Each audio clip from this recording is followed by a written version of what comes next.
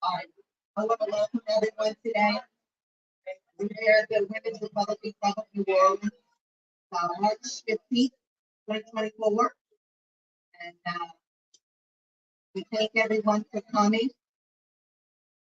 So the bad news first, unfortunately, I guess Speaker Henry Kinney, there's been a little bit of confusion. So we're going to get him to come back. It's actually okay because it's an election season, election week. Ladies, can I have your attention, please? Please. It's an election week, and the 23rd. So we do have a lot of candidates here that will fill the time. So it actually works out. Everything always works out. First, let's begin. Let's stand, and we're going to say the pledge and the prayer. Linda Wymanson will lead us. Flag here and the flag there.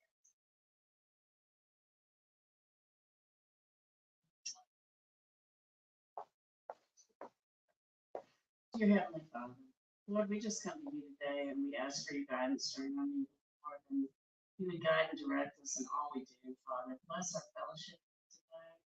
And I just ask that you would enlighten us with whatever we need for you to let us know. Lord, I just ask that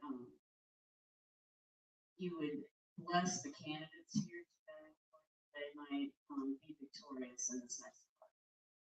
Lord, we bless you and we worship you in Jesus' precious name. Now let's say the pledge. Pledge allegiance to the flag Of the United States of America and to the republic which stands one nation under God, indivisible, with liberty and justice for all. Linda, first come up here, please. Linda. Okay, no. So before we get started, we're going to go ahead and approve the minutes for January. And Linda is our secretary, so she did minutes for us. So Linda, will you sort of go over that for 1 second real quick, because you're the one. I haven't had it. All right, so our last meeting, Terry announced Martha's candidacy for RPAC. And so she's running at large. And I want y'all all to know this because I didn't know this at first. You don't have to vote for as many people as they tell you vote for. You can only vote for one if you want. So I didn't know that. Also, let's see.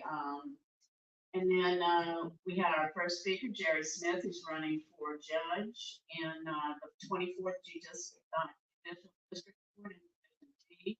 He's running against Jackie Mahoney, and we hope you'll give Jerry Smith your support.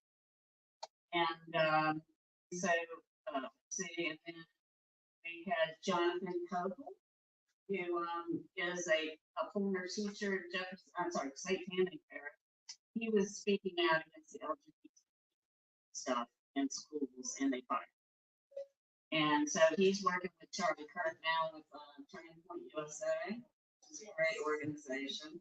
And he spoke on that topic, and he was really great. And actually, coincidentally, he's the son of two of my brother and sister's best friends, and they were growing up, Donna and John. Okay, so and then Michael Pedalino spoke. He's the new school board member. He spoke when he was running, and he's a great guy, and he told us about what they're doing. They're adding some schools, they're building some new schools and stuff. And he also said that we don't have to worry as much in Jefferson Parish about all the indoctrination stuff, but it's still a good idea to keep your eyes up. And they are. I think the school board is on to that, and they're really keeping an eye on it. And then we just like opened it up to Q&A, and we Susie briefed us on all of the RPEC and RSCC people who were running, and the special, I think the legislature's special session. And she talked about SB 8, having a minority district, and you know what's going on with that, right? And then we moved to bylaws. We're now under the NRFA umbrella instead of the federation. So we voted in the bylaws. And Martha encouraged us to follow her on X so that we get all the information. And we talked about, her and I went to the pro-life gathering, and where Jim Diesel spoke. It was great. And basically that's it. And then we moved to approve the minutes, and then we adjourned. Okay, so I want to make one correction. So we're not under the NFRA bylaws just yet. We have to have two records of 2 months of minutes of the meetings. And so this, we have December's minutes that we talked about becoming under the NFRA umbrella. And then the January would be the second minutes, and that's Bcbs, right? So you have to go through this process first. And our members are all in agreement that we do come underneath the NFRA. And so we're working with the Louisiana has its own umbrella, Louisiana LRA, Chrissy Hike and John Scanlon and Randy Russ, and that so we're trying to connect with all of that, okay? And so once we do that, then we will actually be under it. We just have to follow the process. All right. Can I motion to have these bylaws approved? All right. Connie, you first. And Carol second. Okay. All right. Thank you.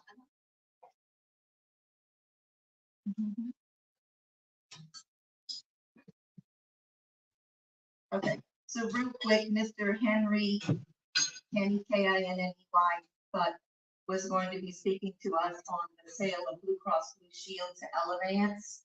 And that is a whole nother can of worms. Yes. And just briefly, because I'm not an expert on what he is, but briefly, you know, the people, the voices stopped the sale on February 14th. And I got the text from Tim Temple that it was stopped, right? So now it's going forward again. So it really wasn't really stopped. But, so yeah, but there's some things going on behind the scenes with Mr. Henry Kinney that he has filed and, you know, to prevent the sale. So he's really the watchman on the wall. And he saw a couple of things where they were putting the Blue Cross Blue Shield had formed a 501c4, and so then they put themselves on the board. 4 members put themselves on the board, and somehow are paying themselves $6,000. And so we're gonna get him back next time to explain, you know, how and why and what we can do to stop it, because the proxies somewhere along the bottom of the line, the proxies all voted for the sale and 0 members voted against. So we know there should be, right? But he'll be able to explain that. And then it's also disappointing to see who the new board members are. And I'm going to leave that for him to tell you the next time he comes, because that's really where it gets very convoluted. All right. So we're going to go ahead with, we have the races this coming week. Most people don't know about the special election, the congressional election on March 19th. If you have a pen and paper or your phone, take out your calendar right now on your phone or wherever. Put it in your calendar, stop right now, stop what you're doing. And you too, on social media, put this date in your calendar, March 19th. This is a congressional district race for the delegates, for the primary and presidential delegates, March 19th. Okay, and the polling places are very according to where you live. So you will have to email me, marthahuckabee@gmail.com, to get those polling places because Lennar Whitney sent them to me and I'll look at them to you. You know the addresses for all the polling places? Oh, I know that one. That's 3801 North Causeway, Suite 302. So if you're in Jefferson Parish, the polling place for March 19th, write this down. If you're in Jefferson Parish, is North Causeway, 3801 North Causeway, Suite 302.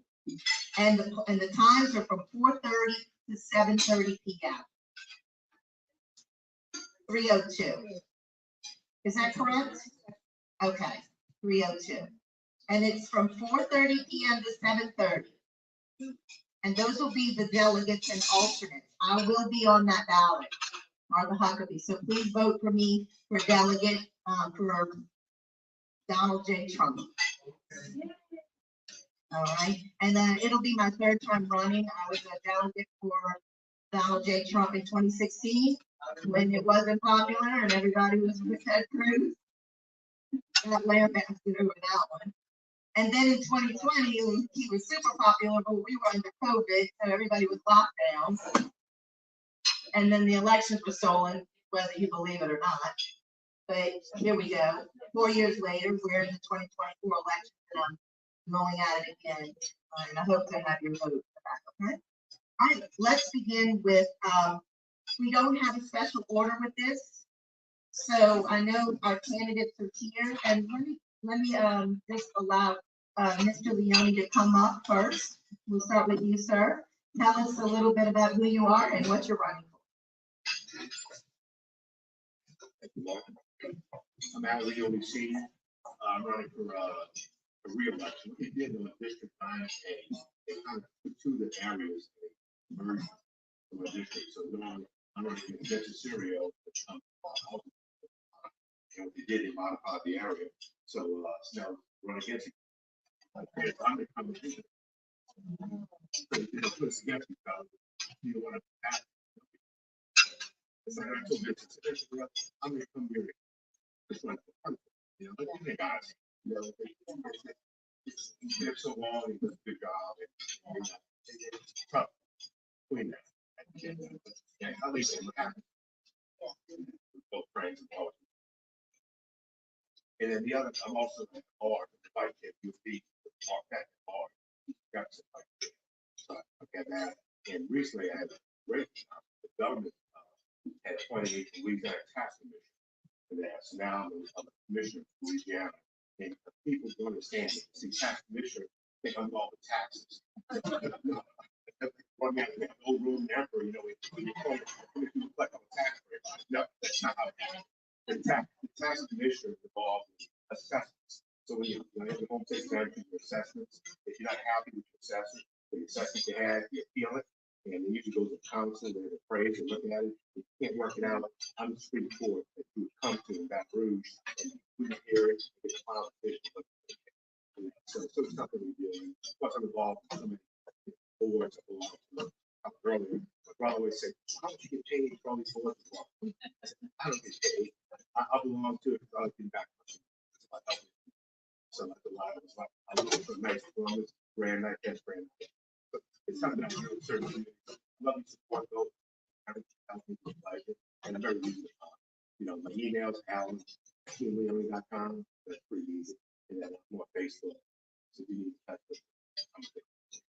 Thank you so much.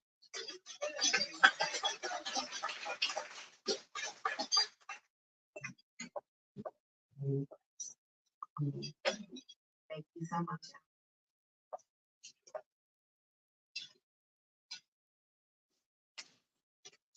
All right, so and that's the March 23rd election that he's talking about. So that's the second date that you need to put in your calendar. So we have March 19th for the delegate, congressional delegate, and then March 23rd, which most people know about. I will be running on that ballot as well for our pet at large. I think there's 15 people that are at large. And so again, like you were saying, you don't have to pick all 10. It tells you pick 10. It makes you think you have to pick 10. But if you pick 10 and you don't know who you're picking, don't pick them. And if I strongly advise to not pick like really known, well-known politicians, because I certainly don't believe that they should be on those RPACs. I think those RPACs should be left for the residents, or your next door neighbor, or just somebody who will be your voice, not somebody politicking who's on city council already, well-known names. Anyway, that's my opinion. I'm not sure if it's even legal, but they're doing it. So, all right. So Martha Huckabee for at large, the Jefferson Parish at large as well. I'd love your vote for that. All right. All right. Next, Pat Rooney. Pat Rooney is a friend of the Women's Republican Club of New Orleans. We've had him here when he was running for judge. We campaigned and supported him all the way, and we will continue to do so. Pat Rooney. Thank you, Doc. Appreciate it. Let me just start off from the beginning where I am. So, first of all, my faith is very important. Christian brothers, guys and I, have this pleasure of St. Catholic and St. Jude on the rampart. Serve on many boards. While they're mismanaged, I do. I'm a member of the High School Marquette. I've been on the board of trustees, actually chairman of the board of trustees of Christian Brothers. So I donate a lot of my time. So my wife always says, maybe, cut back a little bit, but she understands it's important. I do run a legal practice, my two brothers and my two nieces, family business, because just all around Southeast Louisiana. So we're really well versed also in legal, which I think is really important for the position I might hold for RPAC District 5. Because when we're endorsing future candidates, my big pet peeve is that we're seeing endorsements going out to judges that are legislating from the bench. And we tell you, there's nothing worse than that. Because you have a client that you're preparing for trials and you don't know what the decision is going to be, because they're not following the law. The laws are not to be changed by each other.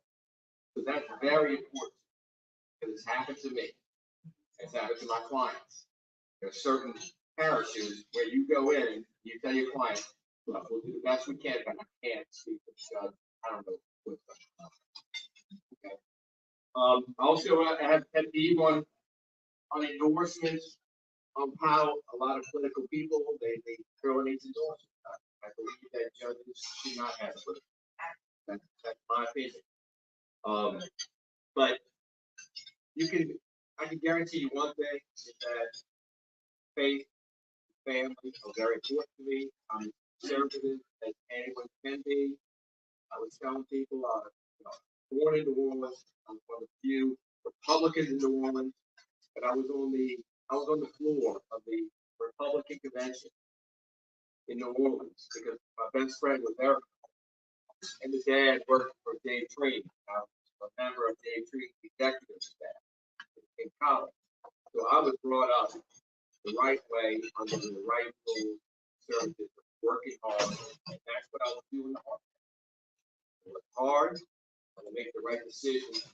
I will actually read who these people are, understand. I'm not going to just get a call from my friend, hey, that's fine.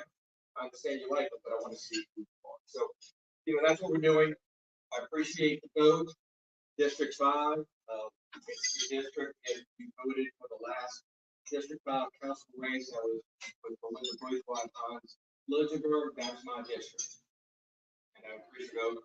And Mary Anderson is also a close friend of ours, and we're working together because she's like me. She's worked hard, and now she wants to give back. That's what we wanted. Really appreciate it. Pat Rooney. Thank you.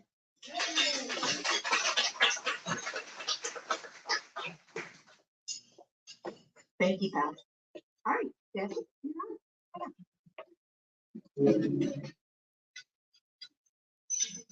And so I'm District 5. I live in District 5, but I'm large and I'm old. You are District. So Debbie Terrio, and I'm running for the Republican State Central Committee, District 9B. And I am constitutional conservative. I identify as that more than anything else. I believe in all of the amendments, First Amendment, the Second Amendment. I believe in parental rights over their children, parents deciding what their children should and should not be taught, what medical procedures should and should not be performed on them, what drugs they are given, whether it be a vaccination or any type of other chemical castrating type drug. I believe it's up to the parents, not the government. I also believe in healthcare freedom. I'm a nurse practitioner. I mean, I have never been to Olympics before, but I believe in healthcare freedom. I believe you should determine what goes into your body. After 28 years working as a nurse practitioner, working through COVID, getting COVID, taking care of patients who had COVID, I was forced to resign from my job because I refused to get the messenger RNA injection. I had antibodies, and I said, you know, that's my antibodies. Having natural immunity is better than any injection you can get, but I was told no, we don't get the injection. So anyway, that's where I stand. And I would appreciate your consideration. The other thing I've thrown my hat in the ring for is as an alternate for the Republican National Convention. And again, the caucus is this Tuesday, March 19th, 4:30 to 7:30. We appreciate any and all of you turning out and coming to vote for us and getting some real conservatives in there. You know, people who will have your back. People are not going to bend to the political whims of the day, and who are going to stand up for what's right. And I thank you. Thank you for inviting me. Thank you, Deb. All right, Connie Zimmerman, you're up. You're the next contestant. Hello, everyone. I am running for Republican State Central Committee, District 10B, which is Kenner, mostly Kenner, from Chateau Boulevard all the way over to Power Boulevard and a few streets of Metairie. And so if you know anyone that lives in all of those neighborhoods, I'd appreciate it if you would share my name with them. I am running because I am sick and tired of these people who run as Republicans who have no idea what it means to be a Republican, some through ignorance, some through evilness.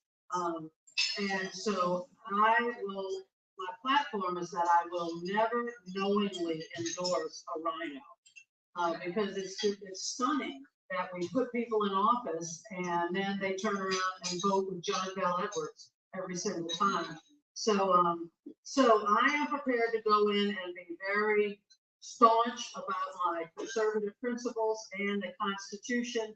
I realize that a lot of these people don't realize that they're violating their oath of office because they don't understand the founder's principle and the Constitution and what they're supposed to be doing and what that means.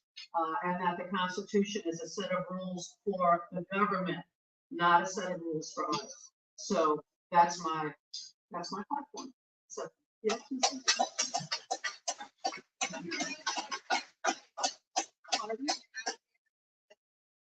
Oh, my fantasy is if I were to be on the State Central Committee, I know there's other constitutional conservatives on the committee that we could get together and actually create a little course so that we never put someone in office unless they've learned about the Bill of Rights and what it means, that their primary responsibility is to protect our liberty. So I think, so that's what I'd like to do, is training class for people. So thank you. Thank you.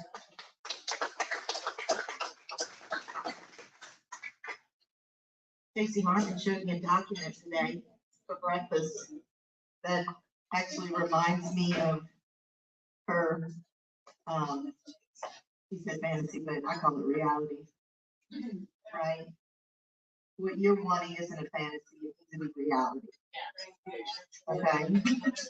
Yes, it's not a fantasy. So, and you have a gentleman here who showed me a document this morning that actually lines up with your reality. Awesome. And maybe we will have a few minutes to have him share that with us because I think it's important. We're going to do it. All right. Yes. So we are going to. No one else at this table, right? There's no other candidates here. John Mason. All right.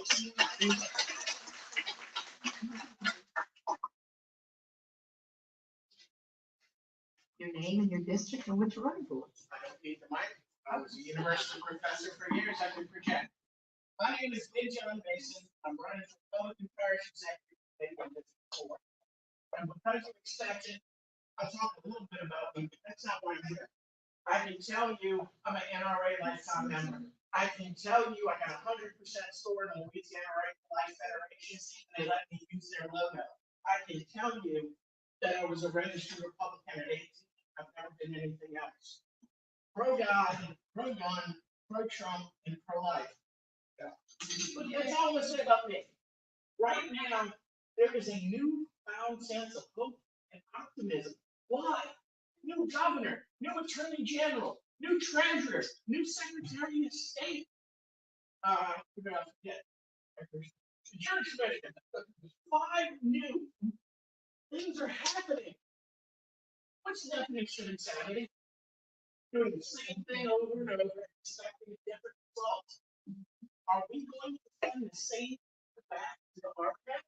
Are we going to send the same people back to the state central committee and expect a different result? It doesn't make sense. We have a chance here. I'll tell you this. Jerry Smith and Jackie Maloney and Lindsay Valenti, they're running for judge. There are 35 architect members, 5 from each district, 5 times 5 is 25, and 10 at large. Over 70 people voted for the endorsement. Why? Because we let our elected officials vote. And elected officials run for the architect. State representatives, council members, former judges. This is a volunteer position. You have to run, you have to get elected. It doesn't pay. You do it because you love your party, you love your principles. And we're going to let elected officials who draw salary from this wrong, and then even worse, we're going to elect them. How many of these elected officials are here right now?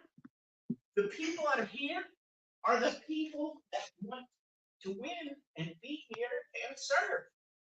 We're not coasting on name recognition. We've got a lot of great choices here.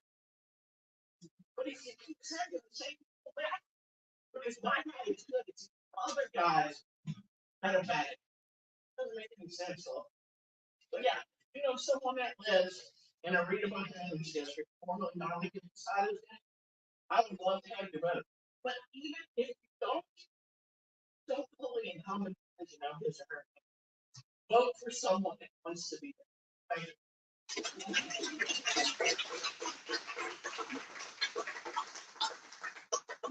Appreciate that, John.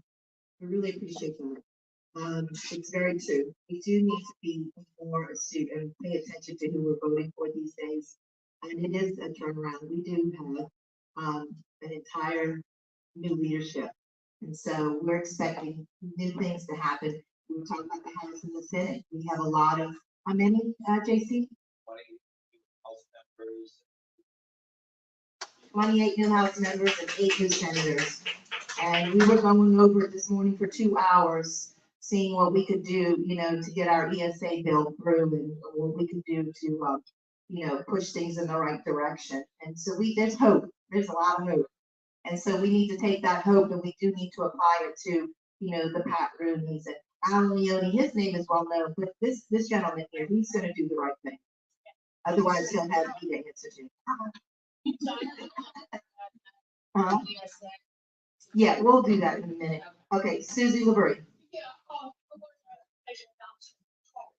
Okay, come on up real quick.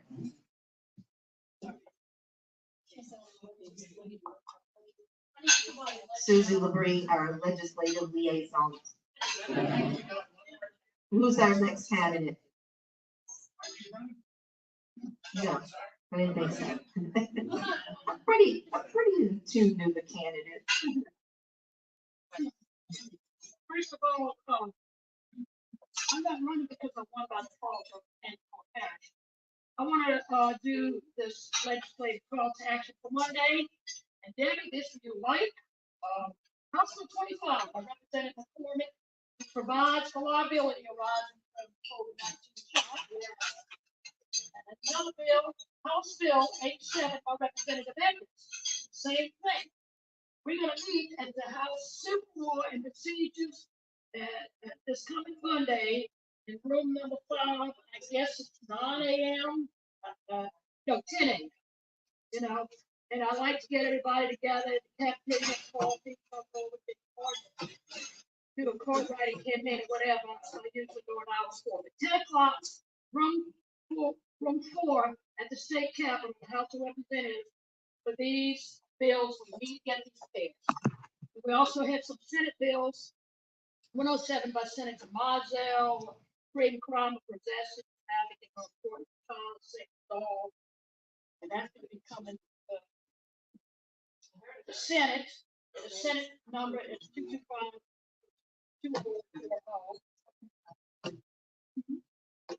Oh, okay. The Senate Bill 306 from Senator Cathy is up to punishment for human trafficking of minors. A lot of us are victims of loved that had or had loved ones that have been victims of child trafficking at 12 years old. So that's coming before the Senate. And we have Senate Bill 6 by Senator Cathy that prohibits the distribution of misleading synthetic media such as tickets, AI doll, cutting it off our babies and minors, living in that. But anyway, we don't want synthetic media to deceive us. And that's, and we have Senate Bill 101 by Senator Miguez for ranking 4. Ranked choice voting, we don't want that because that's you need to do these campaigns right. You don't want ranked choice voting. And that's all I'm saying. Mainly House Bill 25 and House Bill 87. Monday morning. So I hope y'all can come. If not, you can email the committee, the House Civil Law Committee. And if you need the address, it's h-clp at legis.law.gov. You also can see it live on www.legis.law.gov. And get on and email the committee now and share. Thank you very much.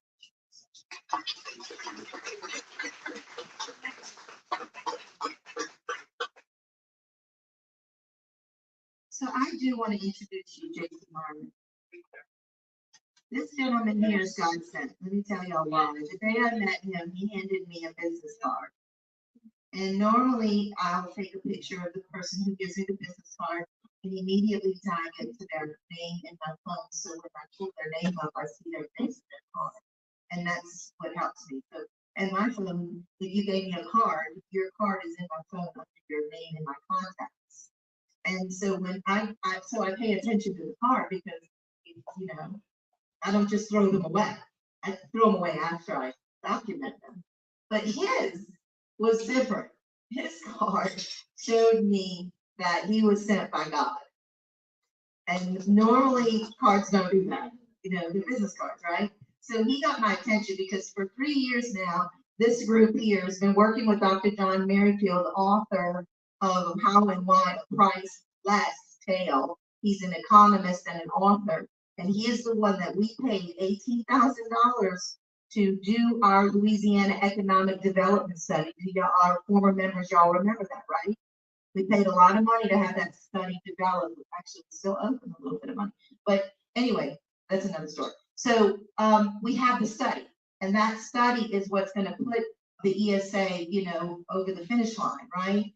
And I've been praying God bring me a baton, bring me somebody that can help me get it into the legislature because, you know, what happened in 2023 as the bill, you know, it died, and then 2022, the bill died. In 2023, we were still under Edwards. There was no sense in pursuing it. So, that just rested. And now we're in 2024 and we're back at it again. We're gonna hopefully have that bill submitted, re-represented. And so this is why I met with Jason Hart. Would you please stand up and come say a few words? I appreciate you. Thank you very much. This gentleman here is God's best, okay? Please come on. And he's working on a few things, and he knows Christopher Alexander really well. And we're going to try really hard to get this ESA bill passed, whether we, combine it with another bill that's being presented or not. But this is a prayer that we need to be praying, because these ESAs are going to develop some of the lower, the poorer neighborhoods, because it'll bring schools into those school choice, real school choice, not what do we have? Charters, which are fine, but they're not choice. They're chances. They're a lottery. It's not a choice, it's a chance. So real school choice, we do not have yet in Louisiana. And through the ESA, which is the Education Savings Account, we will give each family, hopefully we're trying to get between $7,000 and $9,000 for each family. And that would be even for homeschoolers. Now, I know General Amity is kind of worried about that, because the homeschoolers don't want government in their business, and I agree with that. But we still want to award them the money if they want it. So we'll have to try to work out that. But let's welcome J.C. Harmon. Let's say a few words.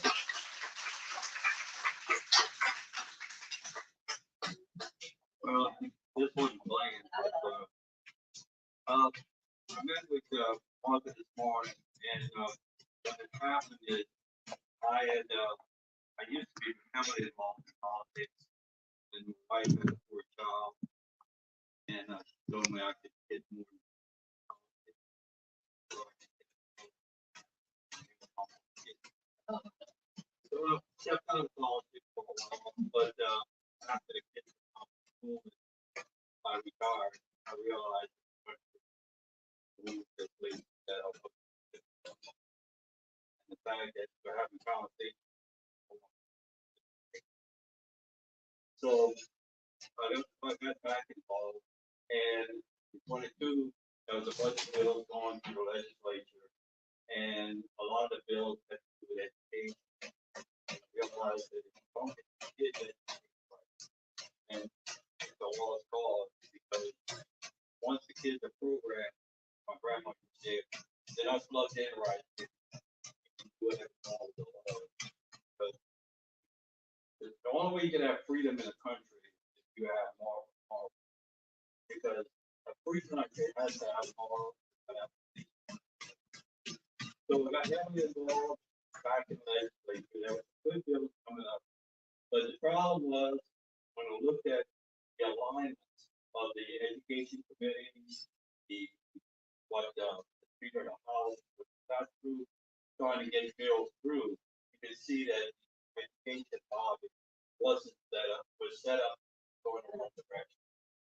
So we got the bill, we had the bill, Martin's bill was actually one of the bills that I didn't know at the time, but Martin's bill was actually carried by my representative, Lord Slater. These are good bills, but all the bills that we had that could go somewhere all died, either died in appropriation or died in finance. Now, the only way to get a bill through is it has to go through, if you're familiar with the legislative process, it has to go through the House and the Senate, and then get talking about the government. That's what the committee. So once we got our hands slapped last in 22, we realized we weren't doing it. 22, started on that. There's enough other stuff going on that we can see that we should pursue that instead of education. Now, what happened this year is something like I gotta believe that, this is almost a godsend. We've got two key committees for a bill that we want to get through on an education standpoint to come through. And those are the two education committees in the House and Senate. Now, the Education Committee in the House is led by my representative, Lori Schlegel. who I know real good from, I actually knew before she became a representative and met with her. And actually after meeting with her, helped campaign for her. So she's on the committee, but more important, the people that were on the committee before that were causing all the problems are off the committee. The new Speaker of the House has set up an education committee in the House that is impressive. And I know we can work with that committee. Representative Amadei, who is somebody that I cherish, is the vice chair of it. Kathy Emerson, who is somebody that most people know, if you know anything about the legislature, she is an ace. So we've got some real good committee in the House Education Committee. If you go look at the Senate, we've got a great education committee in the Senate. Rick Edmonds, who is a freshman senator, is the president of that committee. And if you go look at the makeup of that committee, it is also a great committee. And that committee was set up, and the president of the Senate now is my senator, Cameron Henry, who has helped set up that committee. So it's like the stars of a line. We got a great committee in the Senate. And if you're gonna get any bill through, you have to go through those two committees. So it just looks like what we have in place is the right mix now, and we have a governor that I'm pretty sure, if you listen to his speech on the opening of the session, his speech emphasized he is focused on education. So what we're gonna do is we're gonna hopefully work with that, and we Martha this morning. There are some bills that have been refiled. Rick Edmonds, who is the president of the Senate committee, has filed a real good bill. I think it needs some tweaking, but it's a bill that we can work with. There's a handful of other bills. Lance Harris, who was the chairman of the committee in the House last year, ran for Bessie, and he's on Bessie now. Bessie has 3 new appointments that are solid people that we have worked with. So Bessie has a real line. So all of that should encourage all of us to just stay informed of what's going on. And I talked with I'll talk to representatives. I was up there Tuesday, and we went over some of the stuff. And I was showing Martha this morning that, and not only that, there's also Rick got a bill that is on construction of a school. You know, which is a great bill. There's some other bills, but there's a lot of encouraging signs, and I just think that the Lord works in mysterious ways, and I just think that all of this is really something we should recognize and work with. Thank you. And so this bill that he's talking about, the construction of schools, is the craziest thing, and the Lord does work in very mysterious ways. 1 second. Is because I, in my brain, have not stopped thinking about, okay, so for 3 years now, we've been working on the ESA, and I'm asking God, bring me someone who I can pass this baton to so they can run to the legislators and carry it over the cross line, over the threshold, but now along with Susie LaBrie, 100%. We already have her. She is Susie LaBrie is the ace in the hole, and she is extremely important in getting these good bills passed and also killing the bad bills. But this one bill that he was talking about, he showed me this morning that Representative Edmond, right? Senator Edmond, Rick Edmond, good guy.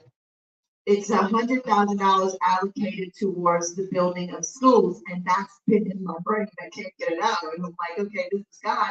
You're putting this thought in my mind. Where's this going? Because how are we going to get the money for us to, once we get the ESAs passed, we need the money to build the schools. And so here's the money coming, right? And that's how it works. States have already had programs where the money follows the children. Yes. And I would or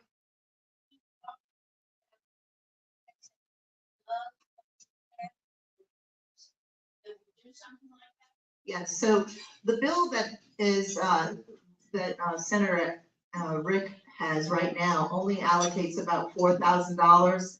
But the ESA bill that we presented in 2022 would allocate a little over 7,000. We're trying to get more money for each child. And so it's actually would follow the child. That's real school choice. You can choose what school you want to attend with the ESA saving. And you're not, there's no prejudice there. You can either, whatever region you live in, whatever neighborhood you live in, whatever school you want to go to. It could be private, Catholic, Presbyterian, public, but like the money can be allocated to whatever. And so it's more in depth.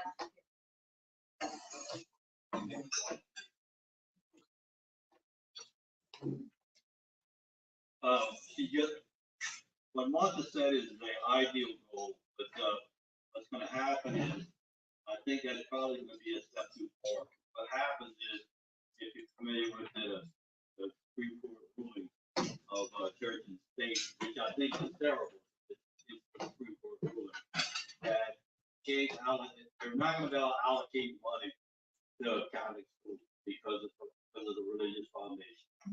So what we're gonna have to do, we're gonna have to work. But I think as far as I'm concerned, that's a killer. Because if you don't have religious schools, then the law's law. Because you have to have the kids right and understand what's a good law, what's a good hard, and that's the key to morality.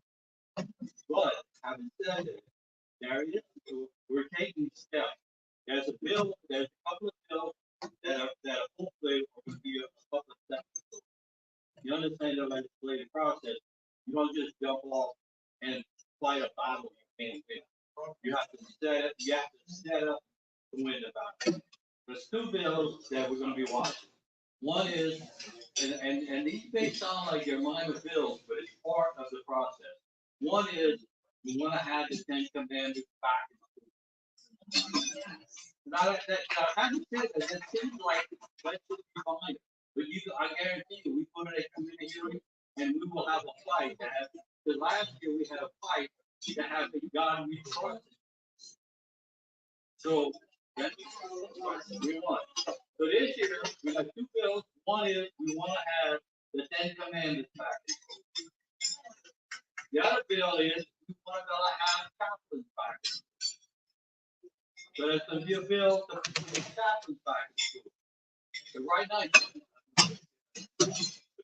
this is public school. You can't have a chaplain in a public school because of the separation of church and state. So what we're going to do is we're going to work on, it's what, like I said, you got to get that. So these two bills will be critical initial step. But yeah, the ESC, we will push the ESC as far as we can, but it could be a poison pill if we push it to the point that we try to because we got to get the Attorney General on board. Because if we try that, and Liz is Donald, Attorney General, this is right. But we have to, it's part of the process. But I think the country is at a point where it's starting to realize that some of this stuff is just is going too long. And we just need it, we the people to say, okay. You can have a child, you can't have a child in the school, but they can have.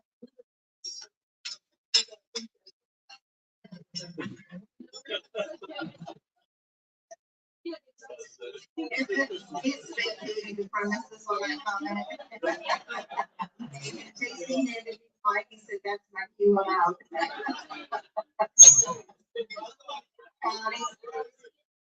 Yeah.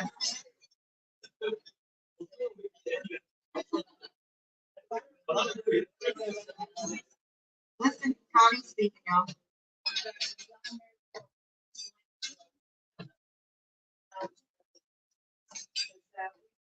Say we get $7,000 for the child, even if the other school gets $15,000, you can still apply for $7,000. phenomenal. To get that. Right, so there's no prejudice to where you go. You could go to a $20,000 school and apply for $7,000 ESA, Education Savings Account. And we want to call it a hope savings account because it gives hope to each family. I know I had to pay a big tuition for Dawson to go to a particular school in New Orleans, and they educated him very, very well. And so we're having to pay a lot of money to get just a good education and not be indoctrinated. And it's not fair. I mean, we're working hard to make $20,000 so a kindergartner can go to a school to get a good education. Shouldn't be this way. And, you know, so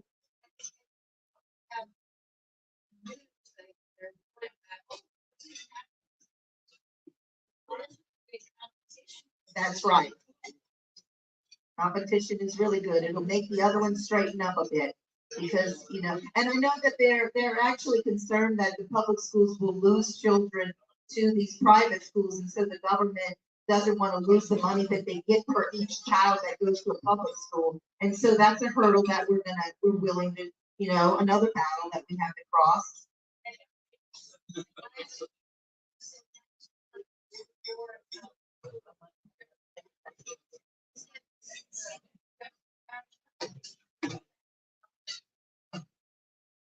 Really? 12,000 per year per child to Jefferson Parish? Did you hear that?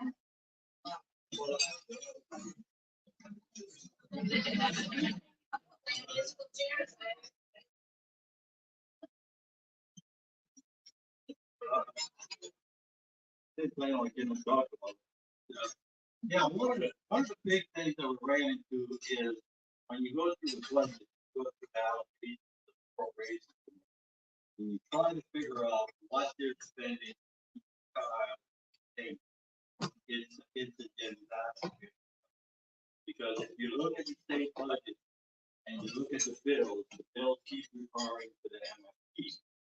The first year I was doing this, you know, everything, a lot of the stuff, when you look at appropriations, it's all hieroglyphics. You know, it's like the MFP, the Bcbs, it's all, and they all look like they know what they're talking about. But the big problem is that the MFP, the Minimum Foundation Program, set up by Justice, is the key funding for the school system. But that funding is not the sole source of funding. So if you take that number, you divide it by the appropriations committee, you come out with a number. But that number doesn't match what the schools get. That number is supplemented by supplemental funding, which is from the federal government. And that federal government money is infused into the bill, but it's not very clear how it all comes about. What we're trying to figure out is exactly how the money is infused into education. Because if you're going to fix it, you have to understand how it's all set up and how you can do that. Because one of the big keys is what Martha just said. If you take the money and try to put it into parochial schools, you know, religious schools, they're going to say they're going to lose that federal money, which is based on the Supreme Court ruling. So that federal money is key to having, you know, to the state, because right now the state is the last group I told, 40% of the federal budget. I mean, the state budget is federal money, and that has increased over the last few years. So trying to disable this, you know, trying to reorganize the process, and the government wants you to. They don't want you to build data for it. So anyway. Yeah, so that's, you know, there's no transparency there, so we really don't know that number. I'm not sure where, you know, where that number came from, but we dig deep, we didn't get that. So, but we want to know that. And it should be something when it's easily available, like when we went to the 2018 census, the consensus and got the data we needed to do the economic development study. And he used the 2020 census. But those are stats that are readily available to you. So transparency is very important to undo what they've been doing and hiding it and how they've been getting away with everything. And this is a new age and a new time, and we're gonna hold them accountable. We need more people to show up to the House and the Senate. You know, we need more people to be voices to go. Next Tuesday, we'll be there, 8 a.m. Come and join JC and I. Please come with us. Help us to get the ESAs passed. Help us to speak with our representative, Lori Schlegel. She's my representative. I should be able to go right up to her and speak to her with no issues, right? Each one of us has a representative, and they are there to work for us. And it should be that simple. Right? I recently was connected with a representative by the name of Chuck Owens. He seems to be an ace. Sounds like a wonderful gentleman after talking with him yesterday, and I'm going to meet with him next week. It's that simple. You know, talk, communicate with people, and get to know them, and do what he's doing. And it doesn't take a lot. I didn't have a clue what I was doing. I knew nothing about ESS. I knew nothing about what I'm doing. I went just do it. I'm just being led, and you just do it. And we're like-minded people, and so we need to work together on this. And call Lori Schlegel. Ask her to resubmit the House Bill 824. Is that the number? House Bill 824. That was the bill that we worked for. We want her to, that bill needs to be resubmitted. Call Lori Schlegel. Ask her to resubmit that bill. Speak with Beryl Amity. She's co-chair of the Education Committee. Lori Schlegel's chair of the Education Committee. We have 3 or 4 or 5 representatives on that committee that will work with us. Like he was saying, the stars of align. Everything is working in our favor right now. Don't walk out of here and not pick up the phone and call your representative. Take 5 or 10 minutes out your day and call her or email her, better yet, you know, and put it in writing that you emailed her. Sometimes, you know, phone calls not in writing. And let her know that you want her to resubmit House Bill 824 for ESA. That one is allocated $7,000 for the child. And it's pretty, you know, it's self-explanatory. 10 pages is not, there's no pork in it. Yeah. But one thing that I've learned recently, Dennis Burke, who I work with on the is that when we send our emails to representatives who are not our representatives, they don't pay any attention. And they're kind of given instructions. You don't have to pay attention. It's not your.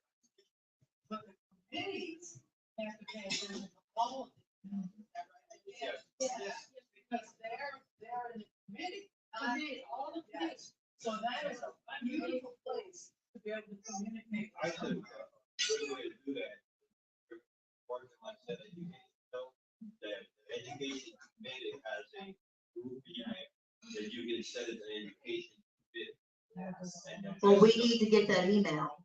It's you go to the house website, you look up the education. It's right there. Okay, well, I'll get that email and forward that to you all, to the members. Right. Mhm. That's perfect. And another thing you mentioned about Owen. Yeah.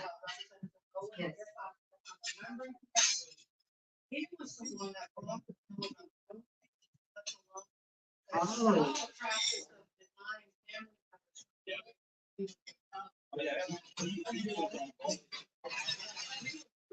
Okay, well, he's our new friend. Huh? I kind of picked up on that. I picked up on something. We didn't talk about any of that, but I did like his rapport, the way he spoke to me. He was a gentleman.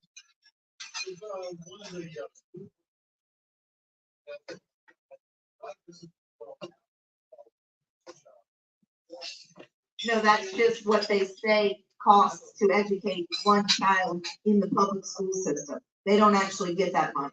That's what the state says each child costs. And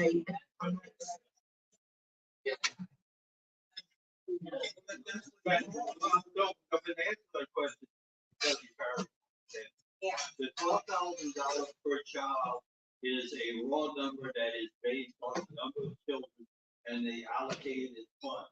But what you have to take out of there is not only that child being educated, you gotta look at the teachers, facilities, and everything else. So in fairness to the bill, which you, the money you should get should be a major portion of that based on the child, because that is the main thing. But you couldn't take, once you came up with the number, once you come up with the number, you can't just pull that whole number and compare this to the organization. Because the school system does have administrative costs. That administrative cost is not what should be part of the money that we would use to ask for a fair project. I mean, to the bill. So it's a good question, but you have to understand that breakdown. And you would work with that breakdown.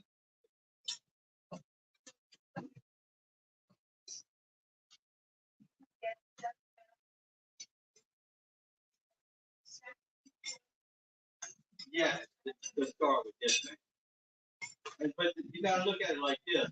You could set up the ELC in the school where you can get the Ten Commandments and get a chaplain in and start working your way to where you can get those things in, start looking like school. And I know, if I had non-religious, Yeah. Private school, I had administrative costs. So I have to follow my, be a portion of my per child. And that is true, and that's why Emerson filled out would allocate money to construction costs and all that would be a good step in that direction. So I think it's the more, but I'm saying if you try to get a bill through, you need to, like I said, you gotta take a step. You know, you took the ball to get this next step.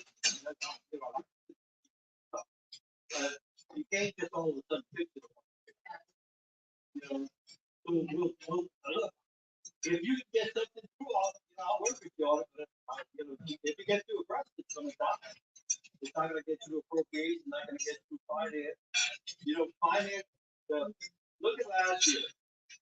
We understood we had a roadblock at the time. Voting White was not on education. He was fully against anything. And he told me to my face, don't bring it here, it's not going to play. He's terrible to the kids. He's gone. But guess what? He's back into the capital. I know he's in the governor's office. So we need to be aware of where the roadblocks.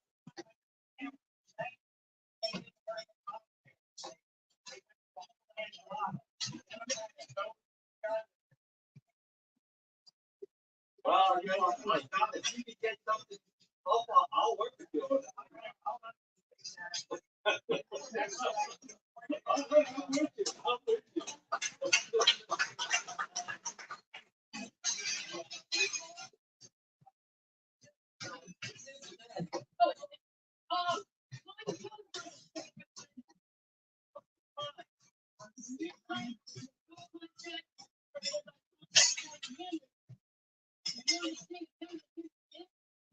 Orleans, and that's Orleans again.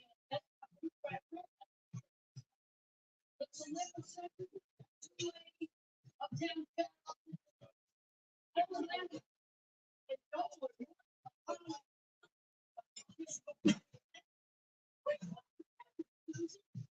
It's like this, so I put up the back. That's the problem, but I put it right. Right there, because she has a big liberal room in the district, so we need to put conservative in first, let it go.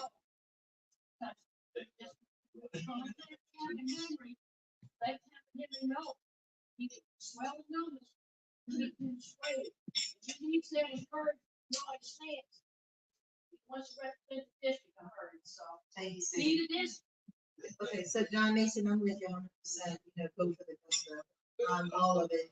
My issue of roadblock I'm having in my head is that I do know that right now, there are, programs that parents can draw funding from and apply those, that money towards a Catholic school. I know I know several families personally that are doing it. So if those programs are allowing you to draw from those finances, that's government money, to go to a Catholic school, then why can't our ESA go to a Catholic school? But we don't use the word voucher because it's taboo these days because but it is. The existing voucher system allows the parent to take I think it's $4,000 and apply it to, it can even be the Lutheran school in Harahan it could be any school, a Catholic school. I know parents that are using the voucher for Catholic schools. Any school, it doesn't matter. You can take the voucher and apply it to Catholic schools. And it's a government program. So we can use that example. If it's good for today, for this program, then there's no reason it can't be good for this program.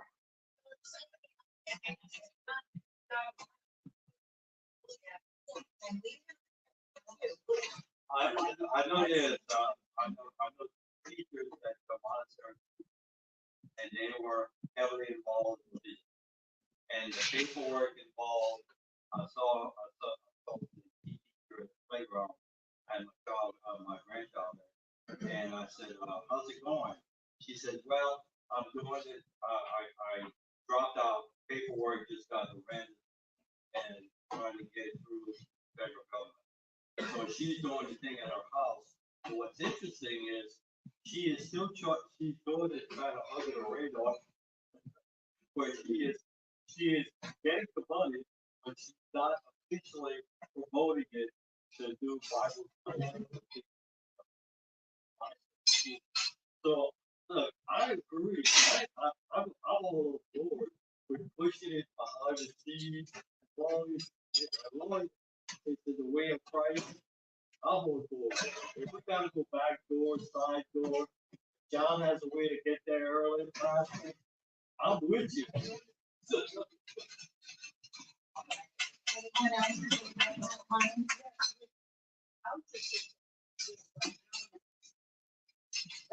We've got vouchers.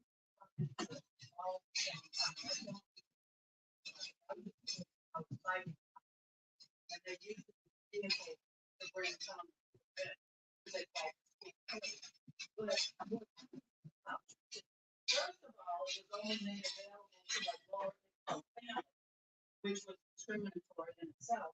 And second of all, the school had to agree to follow certain rules in order to get the vouchers. And everyone was very upset about the Catholic schools making those agreements. That's right. That they had to teach certain things.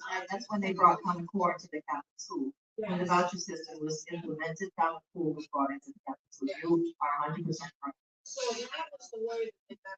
That was the vehicle. Okay, we'll get that. Mount Carmel, a lot of big Catholics, agree with that. Actually, that not only that, and I just remembered that they took that as a first step, and then they upped the game because when they did the COVID funding into the state, part of the COVID funding you had to agree with the guidelines put out by the federal government, which was, and it didn't call it what was the original name? Anyway, the new name. They changed the name when they did the COVID funding. They changed it to SEL, Social Educated Learning. So they infused that into the funding on COVID. So for you to take the COVID money for schools, you had to agree to that. And if you go look at that bill, it was like on page 8 where it mentioned the fact of what had to be teach.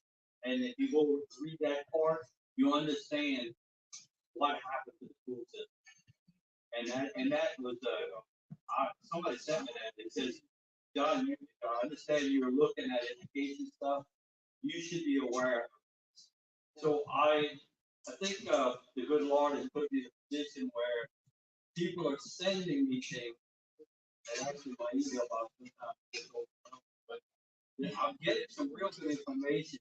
So, I'm trying to keep my head above water, with all this good stuff.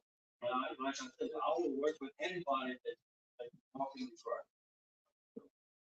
And then, Susie, last. I'm a big, so short, sweet, simple.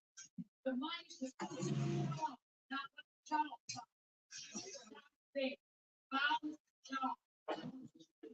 Not what the That's correct. And I like Dr. John Merrifield's analogy. He said, it's as simple as this. You have, some families have 4 kids, some have 5, some today they have 1. But anyway, let's just go with a family of 4. Each child is different, completely different. And so each child learns differently. Each child wants to learn a different thing than the other child. And so these real school choice schools will allow, it'll allow capitalism for people to be able to create schools that will accommodate, let's say, one kid wants to know all about baseball stats, and they learn by baseball stats.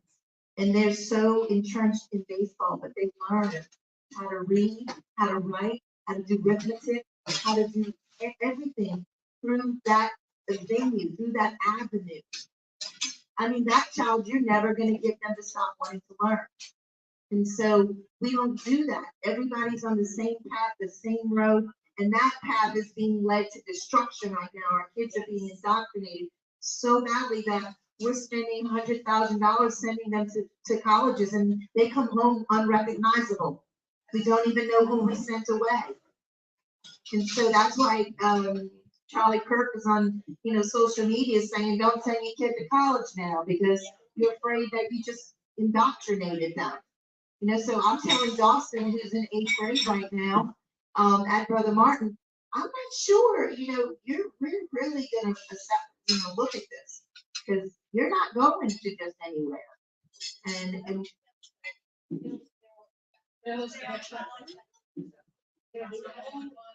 it's very few. I'm looking at Hillsdale, but anyway, we should be, he should be able to go where he wants and not be indoctrinated.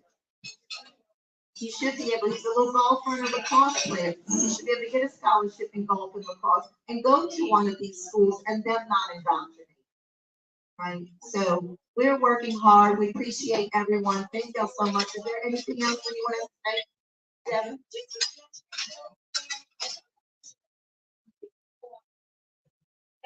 Yes.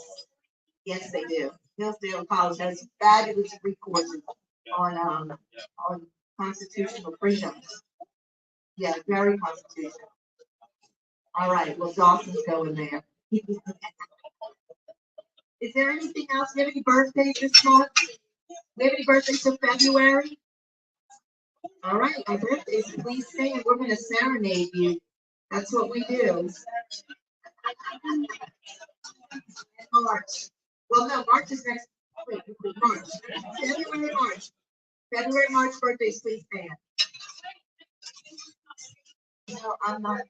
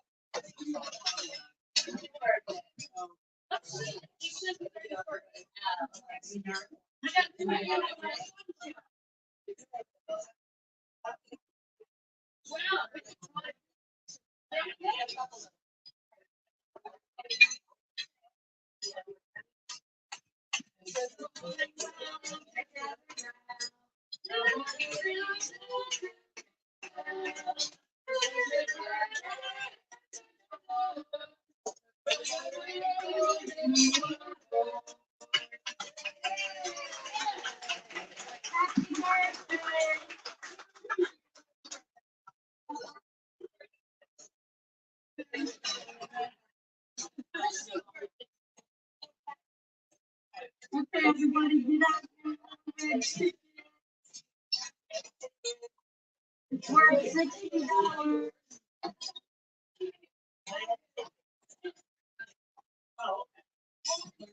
Don't forget.